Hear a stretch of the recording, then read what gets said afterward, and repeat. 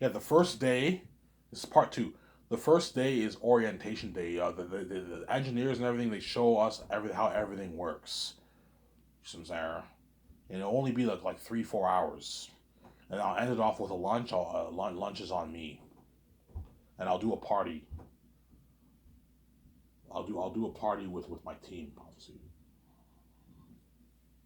So what I'll do is the first day is orientation. The document film is obviously. I'll have all the engineers who designed my software. They're gonna show my secretaries, my team, me and VJ how everything works in the building, everything obviously. Do it for a good 2 3 hours. For a good 2 3 hours, obviously. And I'm also gonna do a board meeting in my office. I'm gonna hand my 17 the sheets for the 4 years. We talk about what needs to be accomplished in the 4 years, and the engineers show everyone how everything works. And at 12 o'clock, lunch is on me. I'll order pizza for everyone. I can either order pizza at 12, or I can take everyone out to a nice dinner at like Boston Pizza. I don't know. I can just take everyone out to a nice dinner, or I can order pizza for everyone. I'll order pizza.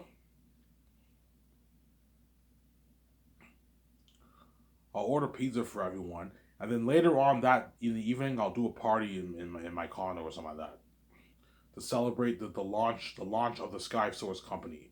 It is the first day of work. I hired my 7 team.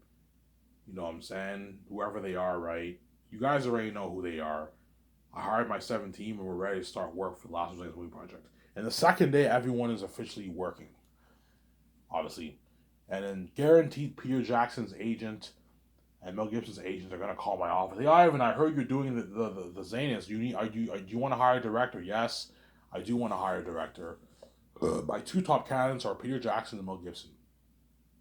So I'll fly them to Vancouver and I'll interview them and I'll see who's better for the job. And whoever's better for the job, that'll be the director I'll choose to direct my movie. Obviously, that'll be the director to direct my movie. Obviously, and I don't know who I'm gonna choose. High chance it will be Peter because Peter is a fantasy guy. He did Lord of the Rings. You see what I'm saying? The closest thing to Zane is Lord of the Rings. Lord of the Rings is a fantasy world. You have all these beings. You have the orcs, you have the goblins, you have the eagles. That's why he's really good for Zanus, Peter. There. But my only concern about Peter, he might want a PG-13 movie. Whereas Mel Gibson, I can see him wanting it being rated R. Because Passion of the Christ is rated R. He's into that gory stuff. Whereas Peter Jackson, I think, is like a PG-13 guy. He might want Zanus PG-13. I'm like, no, Peter. I don't want it PG-13. That's why I might choose Mel over him. Because I'm going to ask Peter Mel, do you see Zanus as a PG-13 movie or a 16 plus movie or a rated R movie? Peter might tell me, I see it as a PG-13 movie. I'm like, yeah, maybe Mel's a better man for the job instead of Peter. Sarah. I might choose Mel for Peter. You never know. Sarah. I might choose Mel over Peter. But I like talking about Peter more because he did Lord of the Rings. Lord of the Rings is like the best movie trilogy ever made, in my opinion. It's my favorite movie trilogy. In terms of quality, it's the best movie trilogy for me. I like it even more than the Star Wars originals. Yeah,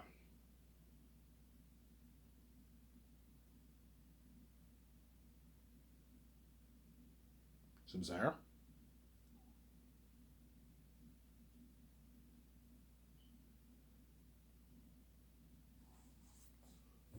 Yeah.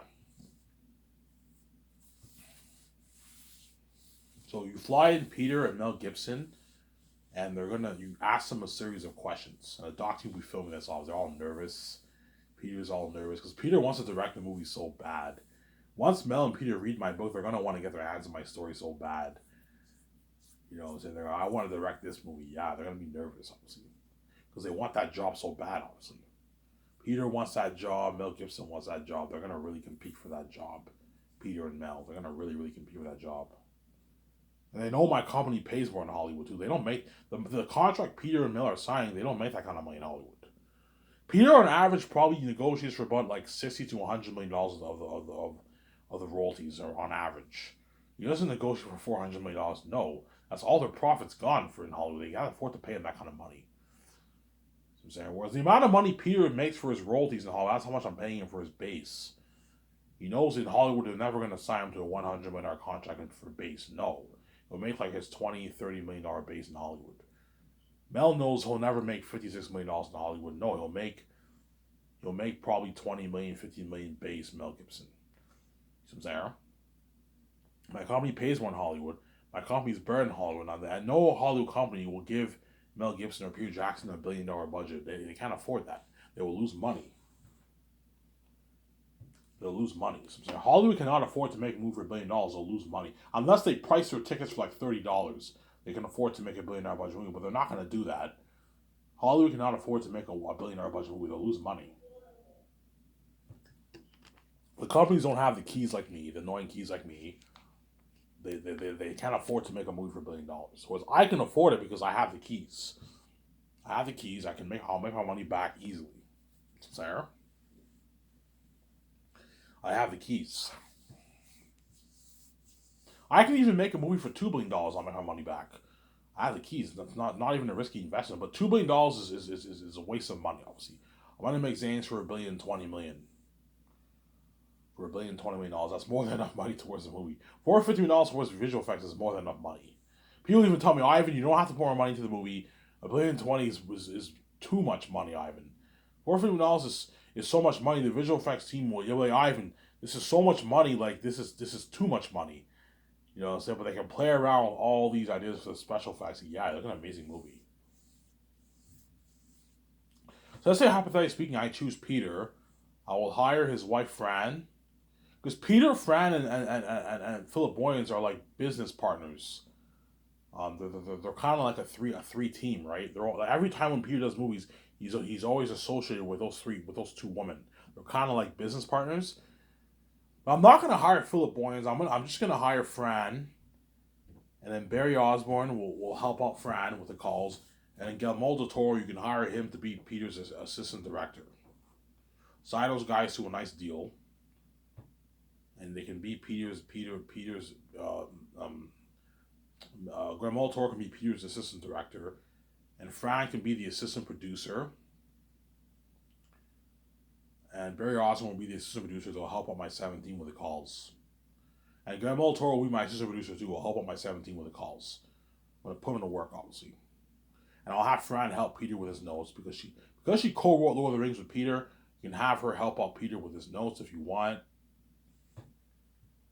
Obviously,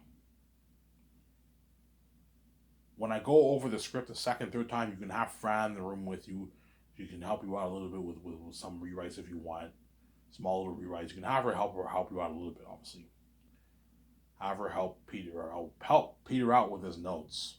Have Guillermo del Toro help Peter with his notes, obviously. So sign those three people who are gonna be my three assistant producers. We're gonna help out my 17. Then Peter will be the executive producer. He'll help me and VJ with the calls, the main things, like I mentioned. What I keep repeating, obviously, right? The main things is for the movie. So the cameras, the hotel party, red carpet, equipment for the cameras, visual effects, CGI technology, costumes, armor, and weapons, machines for designing the mask, professional 3D print mask. I'm gonna tell him, look, man, I want masks like that animal picture. That Delving animal. I want masks like that. I don't want cheesy masks like the orcs in Lord of the Rings. No, otherwise we will flop. The movie won't be that good. Have them create professional masks like that Devil being an animal, and then you mix it with the CGI technology. Because people ask me, Ivan, like, why aren't you a fan of full CGI? No, Peter, I like CGI, but I don't want Eretet to be a full-on CGI character where he wears the motion capture technology. He'll look a little cheesy like your Azog in Lord of the Rings. No, I want the actors. I want a real actor wearing the mask and the costume, but you mix it with the visual effects. That way he looks more amazing, but he also looks more natural. He doesn't look cheesy and computery. Because if you rely heavily on practical effects for Eretet, you will not be that. He will not be as scary. It'll still be scary, obviously, but it won't be as good. You need to mix it with your visual effects too. So Ivan, you want the balance? Yes. Like I'm gonna tell visual effects guys. I want you adding in the visual effects for all the demonic beings that are wearing the practical costumes and masks. I want you mixing it with visual effects. That way they look more amazing, but they also look more natural. Like the ring race and Fellowship of the Ring, they look natural, but they also look very amazing because they added in some visual effects. Right? Whereas the orcs in Lord of the Rings, they look far too natural. I don't want Eretz and them to look too natural like that. No. I want them to look like they look natural, but they also look very amazing. Very amazing, obviously. So you have a hybrid look. You have the balance with practical and visual effects. Oh, Ivan, you want the 50-50 balance? Yes, I want the balance.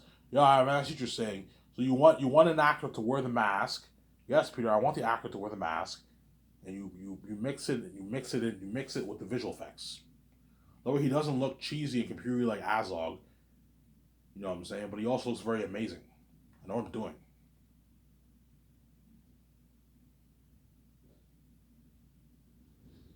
Sincere? Yeah, people help me. I made a call for all that. The food. We're gonna call the farms in Switzerland. We're gonna buy all the food, obviously. I'm gonna have my head chefs write down all the stuff we need to buy. Look, man, I want you writing down all the stuff we need to buy, and me and Peter, my wife, can make the calls. Call a farm in Switzerland. We buy all the food. We order all the food. Thousands of pounds of food, obviously, for I don't know, 2 years for the crewmen and the cast. We have to rent kitchen equipment where the chefs are gonna cook the food. We have to rent all that, obviously. Some Sarah. People might tell me, Ivan, let's just rent trailers. I'm like, no, Peter, I'm not gonna have chefs cook food in a trailer. You're fucking cheap. I'm not gonna have chefs make food in a trailer like your Lord of the Rings will we know, man. Have them make food in a professional kitchen. Give the chefs a good equipment, good appliances to where they can make the food. Don't have them make food in a fucking trailer like your Lord of the Rings, like your Lord of the Rings will we know. Have them make food in a kitchen. People are like, Ivan, what kitchen equipment you thinking of renting? I don't know, this kitchen equipment here. Holy shit, like Master Chef? Yeah, holy shit, your company's top notch. Nice plates, nice forks, nice spoons, nice knives, yeah. Whereas Lord of the Rings, they made food in a freaking trailer, man. And they served food on plastic plates and all stuff. They had like orange juice for drinks. It was always fucking cheap. It was my company, you get like all you can drink vending machine of soft drinks and milkshake. The company's burning Hollywood, yeah. People's like, Ivan, you're serving the actors and crewmen that kind of food. I'm like, yeah, man, holy shit, Ivan, you're spoiling them, yeah.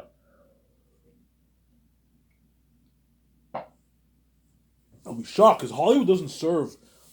Hollywood does probably do buffets sometimes, obviously. Yeah, for Lord of the Rings, I read they had buffet, but they serve shittier food.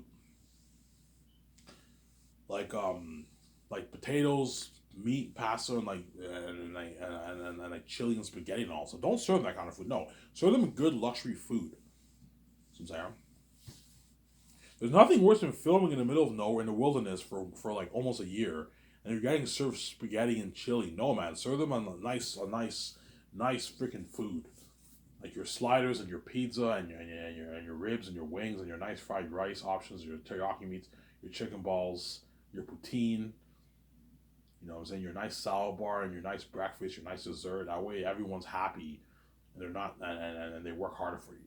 You serve them that kind of food, man, they're gonna the actors and the crewmen are gonna work even double harder for you. Because every day they know when they eat lunch, breakfast, they eat dinner and breakfast and dessert, they're getting served night, they're well taken care of, they're getting served nice food. Which brightens up the mood. Because filming for 10 months is depressing. It's not fun.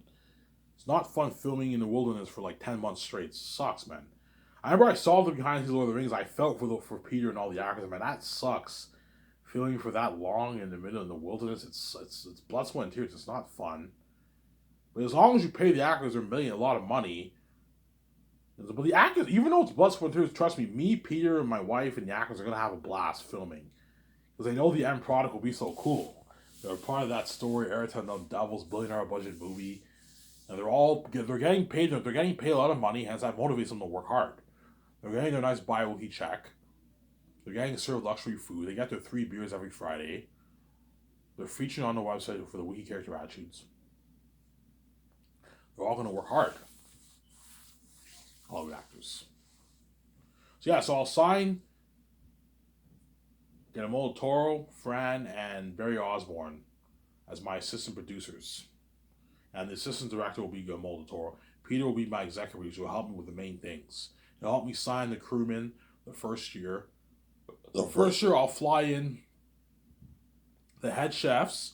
Peter will help me sign the head chefs, obviously. I'll hire 3 head chefs to run the kitchen. Hire 3 head chefs to run the kitchen, obviously. Pay them $400,000, obviously. Peter will help me sign those guys. He'll help me planning the menu with the chefs too. I'm gonna put him to work, obviously.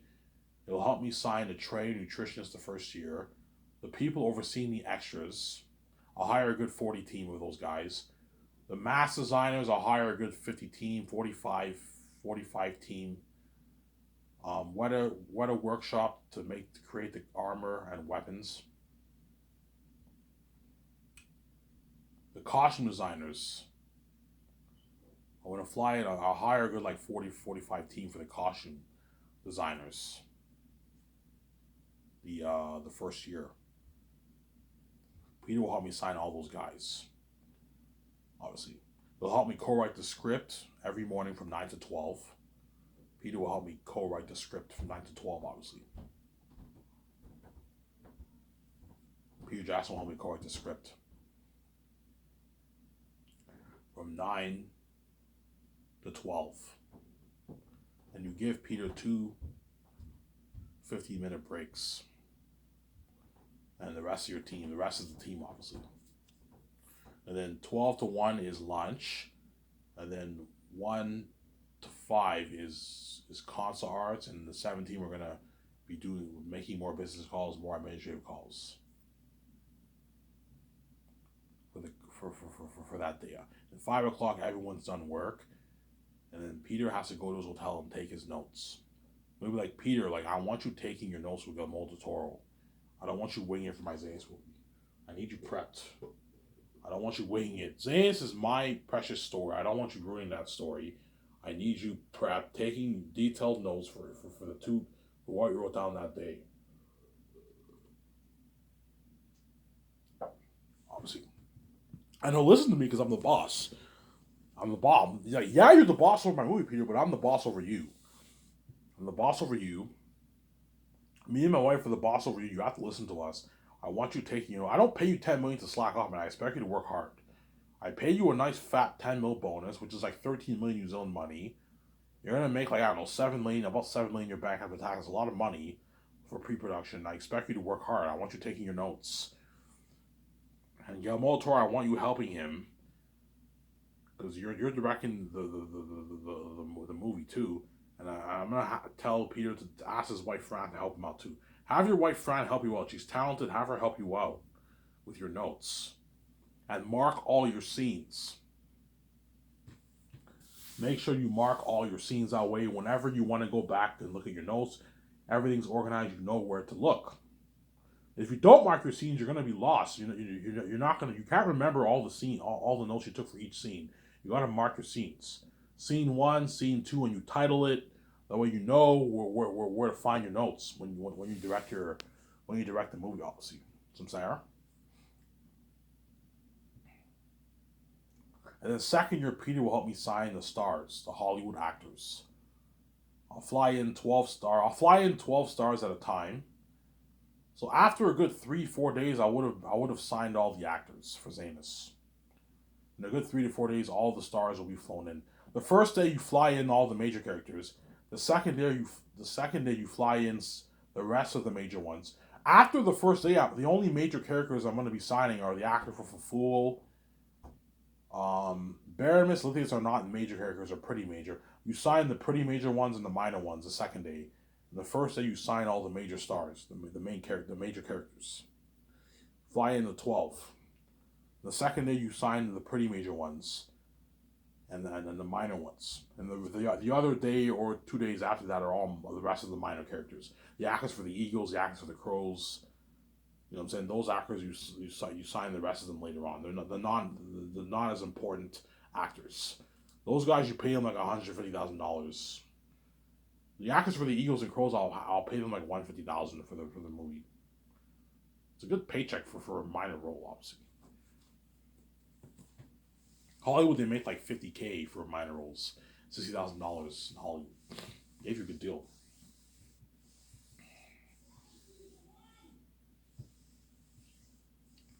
Obviously. And once I finish writing that script, I'm gonna do a nice party with Peter Jackson, and then Guillermo del Toro. Peter's like, Ivan, we did it. The script is done. You know what I'm saying? And we're like, we're done. The dirty work. The first draft is now done. We finished writing the amazing script. Obviously, we still have to go over it like 2 more times, but it's done now. I'll do a party in my yacht with Peter and Guillermo del Toro and my 7 team. I'm gonna do a nice party in my yacht. I'll probably be done the script around like 8 months. It'll take me 8 months to write the script. Probably around like September, August, around there, I'll be done writing the script.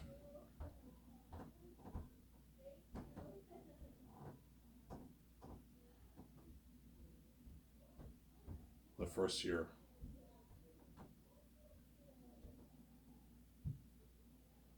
The first year.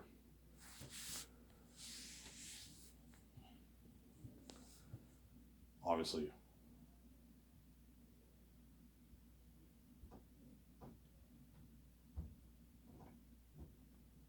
The first year, obviously. So around August, I'll be done writing that script for Zanus, and I'll do a party with the actors. Sorry, not the actors. Peter and again Del Toro. And then second year, once we went over the script like 2 3 times, I'm gonna have my two script begin printing all the scripts. And I want you going to your office. I'm gonna put money into a nice printer. I want you printing all the scripts. I don't know. There's a good 35 to 40 actors in the movie. I want you printing 35 to 40, 400-page scripts. A lot of work. I don't pay a lot of money for nothing. I expect you to work hard. And you put it in an envelope. So you have an envelope and you put the script in the envelope. And it's when second year begins, obviously, for the movie project, whenever you fly into 12 stars, you put the scripts on the plane. And I'll tell my secretary to let the agents know. Make sure the actors leave the script on the plane when they sit down on the plane. Have them take the script, leave it on the plane. Don't bring the script with you. Leave it on the plane. That way you don't forget. Because when you're drunk, you can forget, obviously. And if Vaughn Georgia lives in Vancouver, I'll have my one person on my team give the limo driver the script. Hey, when you go to Vaughn George's place, give him a copy of the script. Give him his script. Go to his door, his apartment, wherever he lives, right? And give him the script. Hey, Vaughn George, here's your script. Leave it in your apartment or your house, whatever it is. Don't bring the script with you. Just leave it in your apartment. That way you don't lose your script. I don't want my script getting leaked. I'm saying. Don't send the actors an online copy of the script. That's very unprofessional where they have to print it themselves. No, don't do that. It can get leaked. Give them a hard copy of the script. That way that nothing gets leaked. I'm saying. And I want you guys reading and practicing your lines. Practicing your lines, obviously.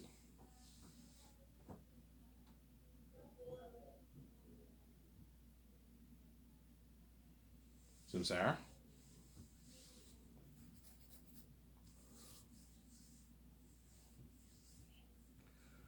Ivan, what will be more excited, the first year or the second year? The first year is really exciting because the first year I do the concept art. So the first year is more work for me, right?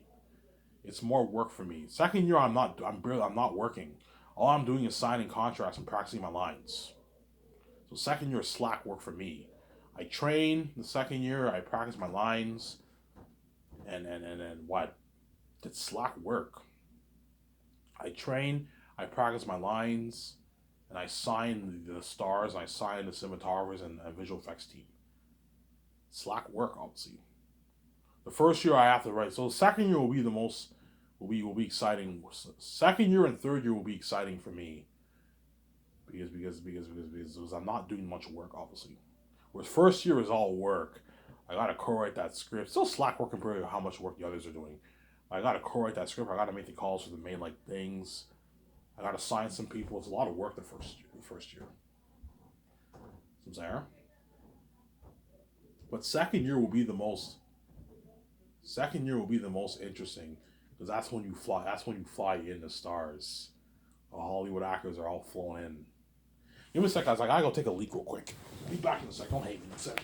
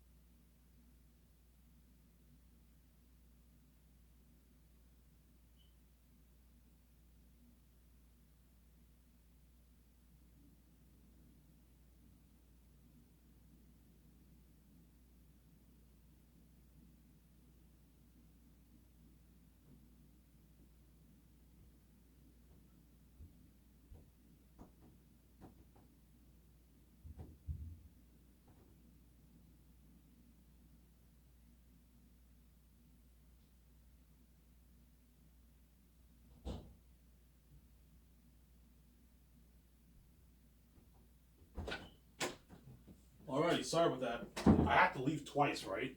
I had to take a leak again. I've been drinking a lot of water lately, so hence why I had to take a leak. I was drinking. I drank a lot of water today. Yeah, that's why Peter will be having a blast, man. Him and his wife Barry Osmond are all gonna have a blast working on my movie, man. Like, oh, they're gonna a lot of parties. Yeah, man. I'm gonna be doing quite a bit of takeouts the first year with all those crewmen I'm signing. I'm gonna be me and Peter and Fran will be partying up with all those guys in my condo and my yacht. The first year, quite a bit of parties. In the second year, you have the parties with the stars, the cinematographers, and the visual effects team. I'm gonna be partying up with all those guys. Looking at a lot of parties. Yeah, and they're gonna be trending with me and my wife, man. It's gonna be crazy. Rosanna's behind the scenes, it's gonna be crazy.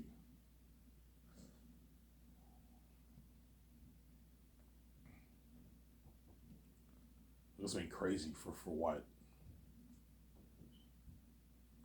Rosanna's. Something crazy for Zanis. Yeah, man. And if Peter, I'm gonna be saying this. My deal for Peter is 500 million. $500 million. My deal for Mel Gibson is like $220 million, whatever it is. 220, 200 million. Mel Gibson's deal is like 205, $200 million. Mel Gibson's deal. I'll pay him 56 million, and I'll give him like 160 million. 170 is even too much. Give Mel 160 million. He signed like a $210 million deal. It's a good deal for Mel Gibson. Pay him 56 million. Give him $160 million of the profits. 170 is even a bit too much for Mel. Give him 160 million. That's a massive deal. It's a fat contract, obviously, for Mel Gibson, obviously. If Peter is greedy and he wants like $1 billion deal for the rollies, I'm not paying him that. You're taking all the 1% for yourself. I'm not gonna let you do that. I'm not gonna let you take all the money for yourself. It's not just about you. You have to think about others. It's not just about you. Because guaranteed Peter's agents are gonna try and ask for like 700 million, $800 million of the royalties. I'm like, no, man, I'm not paying you that, Peter. You're fucking crazy, man. I do. You're taking like 1.3% of the pie. Ivan, you're gonna make $20 billion off your movie. You're making a big deal for $800 million. Peter, you wouldn't even give me $800 of the royalties. You probably, if I pay your flat like $25 million, that's it. Yeah, I'm nice enough to give you a piece of the royalties, a piece of the pie, but I'm not going to give you $800 million. You're greedy, man. $450 million is enough money. You don't make this in Hollywood. You didn't make this Lord of the Rings. This is double what you made for Lord of the Rings. I gave you a good deal. You're just greedy. You're being greedy. Stop. And I'm not going to let you take the actors or crewmen's money. What I'm paying you is enough. They deserve a nice payday too. It's not just about you. My 17 deserve to get paid. I can understand your 17 getting paid, the remaining guys, but the actors are not worth your royalties, Ivan. Like, that royalties amount, just give it all to me. The $100 million going towards paying all the actors their royalties, give it all to me. Don't say because he's greedy. He's a greedy pig feeder.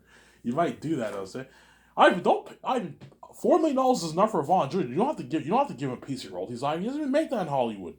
He's gonna walk away with millions in his bank. You don't have to give him a piece of your royalties, Ivan. They're not worth it. Just give that money all to me. Say, I'm like, no, I'm not giving you their money, man. What I'm paying you is enough. You're just greedy. You're being greedy, Peter. Stop, sir. And if Fran wants like $10 million, like Fran, Peter's contract is your money pretty much. You're sharing the account with him. You're sharing the account with Peter. Peter's your husband or your partner, whatever it is. Don't hate me, you know what I'm saying? He's sharing the account with you. The $500 million he's making is your money too. You're gonna be living that life with him. So I'll pay you $1 million as assistant producer. That's enough. I'm not paying you any more than that. You're just my assistant producer. Barry Osborne, I'll pay him $850,000, $900,000. It's enough for the 4 years. That's a good paycheck for Barry Osborne. And you don't get squaw off the royalties. That's my deal. Well, Guillermo del Toro is a pretty big director. He's the assistant director. He's respected in Hollywood. Give him a piece of the royalties, but don't let him. If he wants $20 million, I'm not giving him $20 million. I'll give you $9.5 million of the royalties. That's a good deal for assistant director with your $3 million contract. So I'm gonna move towards like a three.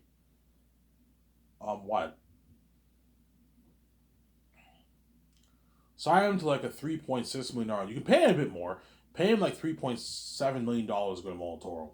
$600K signing bonus, $3 million base, $250,000 post-filming bonus. And you give him $9 million of the profits of the royalties. That's a good deal for Guillermo del Toro. The way he works hard for you, and he's not angry. He's not angry, obviously. That's a good paycheck for an assistant director. $3 million is a good paycheck for an assistant director. If he wants more money, I'm like Guillermo del Toro. I'm not gonna pay you $10 million for assistant director. You rip me off. $3 million is enough money. I can up the amount by a bit, but I'm not going any higher than $3 million, man. That's enough money. If you don't like it, I'll hire another assistant director. It's a deal, Ivan. Yeah, I gave you a good deal. Obviously. Shut my camera off here.